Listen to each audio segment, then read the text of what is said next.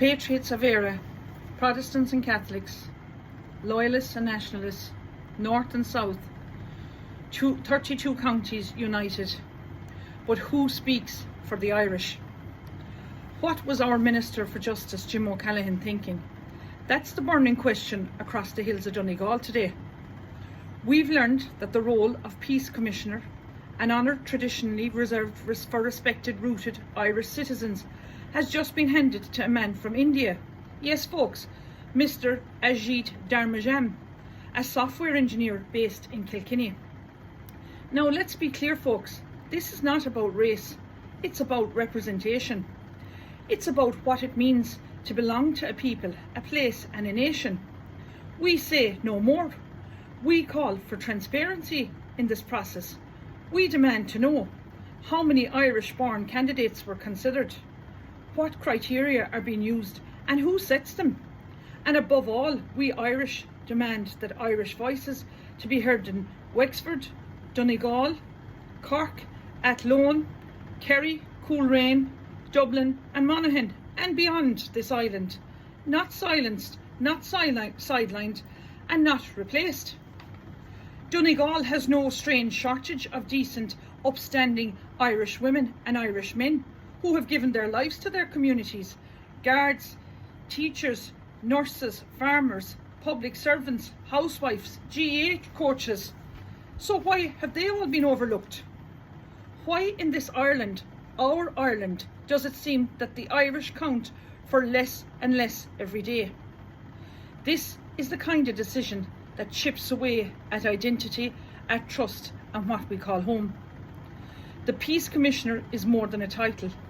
It's a symbol of integrity, duty and connection to the Irish people, a role that should reflect our culture, our voices and our values. Instead, we see a growing trend where locals are being sidelined in favour of photo ops, diversities, quotas and political correctnesses, where our government celebrates globalism and forgets its own. It's time, folks, we said stop. Stop erasing Irish identity. Stop ignoring Irish citizens. Stop acting like we don't see what's happening. The people of Donegal and of Ireland deserve better. We deserve representation that respects our roots, because this, folks, is still our land and we're not going anywhere. An assault took place in Ballynahinch Bog, County Laois, a few days ago, and the Irish people need to hear about this. Liam Gorman, a local man, a lifelong bog cutter, was attacked, threatened and had his own private property damaged. The perpetrators, I believe, were a group calling themselves the Bailiff Service of Ireland, a private company, not part of the court service, and with no lawful or constitutional authority to lay hands on anyone, let alone an Irish citizen, on his own land. Backed by Bord na Móna and their so-called court orders, unsigned, invalid and utterly fraudulent, these hired agents are carrying out intimidation and land grabs under the false banner of enforcement. Look, folks, let's call it what it is. Legal theatre to mask theft. They cite the Private Security Services Act 2004, but even that legislation, folks, as of July 2025, is invalid and unenforced. So what right do they think they have to turn up with boots and threats?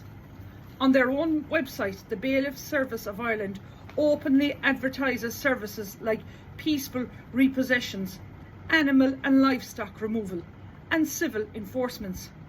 But there's nothing peaceful about what happened to Liam's assault. There's nothing civil about threatening an Irish father on the lands he loves. This is corporate muscle disguised as law, and it's been used to tear up our heritage out from under us, bog by bog, acre by acre. We stand with Liam Gorman. We stand with every turf cutter who refuses to be bullied off their land by frauds in uniform. And we ask the public, who do they think they're fooling? We see through the lies, we feel the pain, and we say enough is enough. This has to end now. Look, we can thank no one for it, only Jimmy Dean of Kerry, who was the Minister for Arts, Culture and Rural Affairs back in 2013, for what's happening now to this man's bogs, for what is deeply emotional and a difficult subject for many across Ireland. Turf cutting is more than a means to heating a home. It's a tradition passed on from generations to generations, rooted in identity, community and survival. For many families, the bog is sacred ground, woven into the every fabric of where they were born. Even back in 2012 on RTE, Jimmy Dean, was very clear, sent a compromising message. Anyone planning to curve tough on Ireland's protected raised bogs that weekend would face consequences. His warning came after the Turf Cutters and Contractors Association called him out. And to think it fell to Jimmy Dean, a Kerryman raised on a bogland himself in Finneug, to become the voice of that enforcement. Shame on him. For many, it felt like a bitter irony. A man who understood the bogs better than most, now warning those who had lived off them to stop. It was a turning point in Irish history, not just in cutting turf debacle and debate, but in the long and often painful story of rural Ireland's collision with EU environmental policy. And more than a decade later, we now see the fallout. What was Councillor Malachy Stinson thinking when he posted a statement on X last night? The question on the lips of the people up and down the country, and rightly so. Just days ago, Councillor Stinson released a statement condemning the so-called toxicity in the national movement. He spoke of unity, while in the same breath trying to silence certain voices like myself, Irish voices, who dared to speak out. We must not forget that it was Malachy Stinson that sat across in Supermax watching my very peaceful protest of 1,500 Irish citizens who marched to the Dáil. But let's not forget what Malachy himself did this past weekend. He sat across a boardroom table beside Derek Bly, Michael Leahy and an Englishman, Jim Ferguson, who I believe is a wonderful man and well liked, and who was asked to chair the very meeting. Yes, an Englishman guiding a so-called Irish national movement that's for the unity. How's that for consistency, folks, I ask. The very man now, Malachy Stinson, who attacks loyalists for having no place at protests, sat nodding along beside one, seeking common ground. Is this leadership or hypocrisy?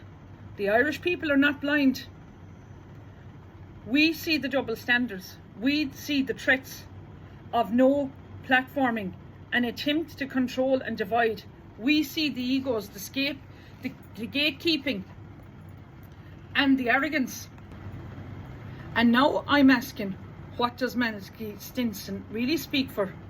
Because it certainly doesn't seem to be the ordinary, the decent Irish men and women who are rising up community by community, parish by parish, to defend their country. This movement belongs to you, the Irish people, not to any politician, not to any self-appointed elite, and certainly not to anyone trying to rewrite the truths behind closed doors. I myself refuse now to be intimidated by Malachy Stinson or his rats any longer. Their scare tactics won't work on me. I won't be silenced, threatened or intimidated by Malachy or anyone around him. That time is over. The tide is turning. The people are waking up. And I have now a message to all the Irish people. We are now part of a movement to bring 100,000 voices to the gates of Dáil Éireann to demand the dissolution of the Dáil. We saw the power of 1,500 people marching to the streets, to the gates of Leinster House a week ago. Our unity shook the halls of power. Now we're not waiting 3 months for Micheál Martin and the government to come back from their holidays. Meanwhile, Ukrainians are openly selling cars on social media that were given to them by the Irish government, paid for you, the Irish people. This level of disrespect and misuse of taxpayers' resources we are dealing with. Enough is enough. The country is going down the Swanee fast. Time is now of the essence. The time for action is now. Together we will make our voices impossible to ignore. Ireland deserves better. Ireland demands change. Chucking our law. That change is coming. Our law inish. Goramila Mahagev.